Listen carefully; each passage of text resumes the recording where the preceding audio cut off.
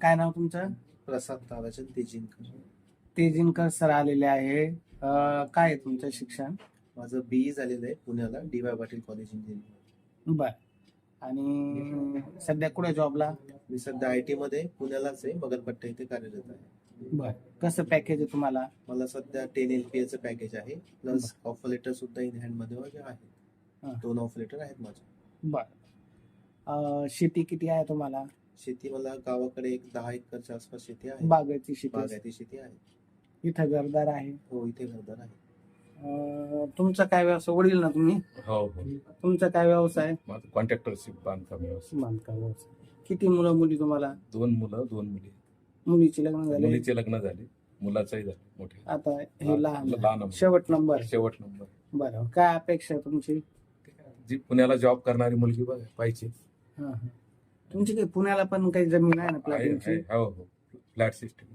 Flat आहे. हो. बरं बरं. पुण्यात जॉब करणारी IT क्षेत्रातली आपल्या भागातली मुलगी पाहिजे. हो. चालेल. हे तालुका जिल्हा कोणता तुमचा? आमचा तालुका पैठण. पैठण तालुक्यातील ब्रह्मगव्हाण म्हणून गाव. ब्रह्मगव्हाण येथील तेजिनकर सर आहे.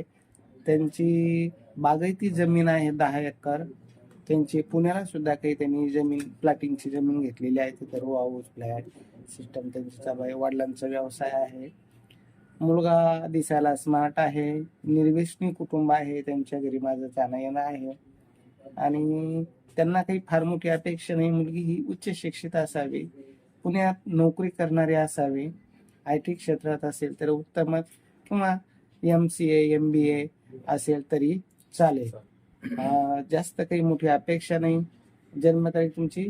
1997. जन्म आहे, तर त्या अनुरूपतेप्रमाणे असावी.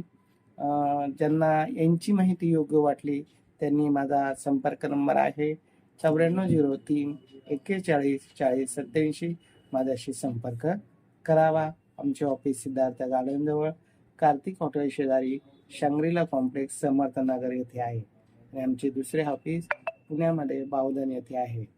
येत्या 17 जानेवारीला पुण्याला आम्ही राज्यस्तरीय इंजिनियर मुलामुलींचा स्पेशल मेळावा घेत आहे आणि या मेळाव्याला हा नववधू येणार आहे. ज्यांना प्रत्यक्ष भेटायचं असेल त्यांनी प्रत्यक्ष मुलाला 17 जानेवारीला पत्रकार भवन येथे येऊन भेटावे.